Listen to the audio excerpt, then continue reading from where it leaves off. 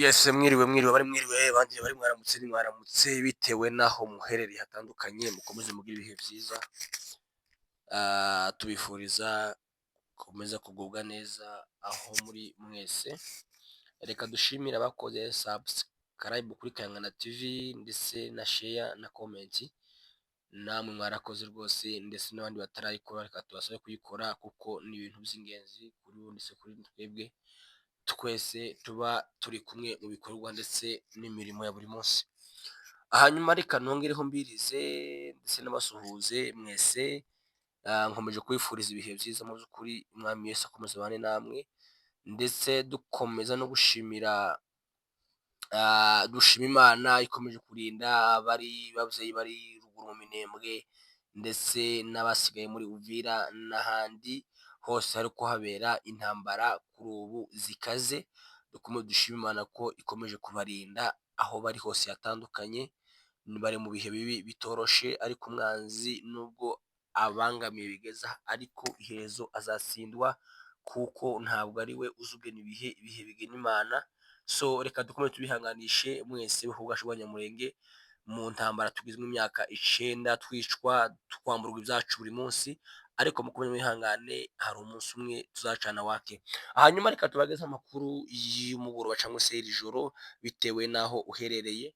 Amakuru ariko avugwa Kisangani, aho ngaho ni muri Kongo iharanira demokarasi ya Kongo nyine. Aho ngaho ni mu gace ka Kisangani.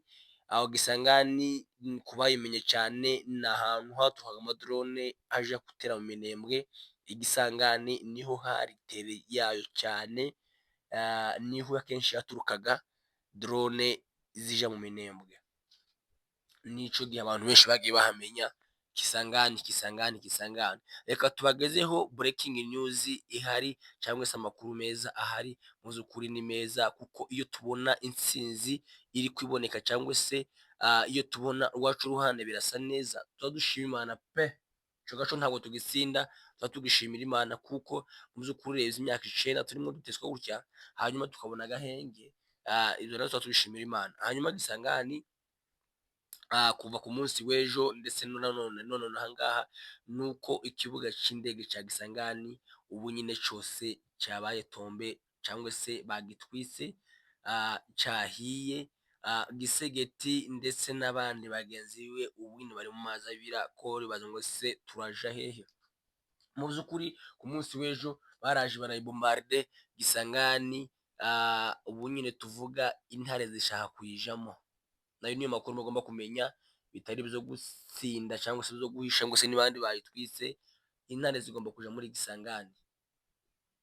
Ni ukuvuga ngo uyu munsi wa none ikibuga cy'indege cyose ndetse n'indege zari zikirimo cyahiye cyarangiye.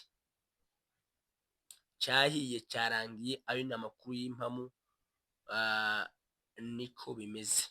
Ikibuga cy'indege cyarangiye cya Kisangani ubu nyine kibaye umunyota.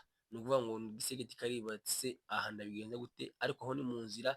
Kisangani nimara kuvamwo bamaze kubitwika yose, drone zohagarara kuko akenshi zica Kisangani. Hanyuma andi makuru ahari nuko Minembwe hiriwe agahenge bukeya, nuko barimo baravuga ngo nabonye abantu bavuga ngo Minembwe ngo yafashwe n'abazarendo, ngo Minembwe point zero, Minembwe na point zero n'ahandi hose hariho amadubu, kuko niko bimeze. Hariho amadubu nihayoboye, ntabwo bafite no kuzohafata habe na buke, no mu nzozi ntibishoboka.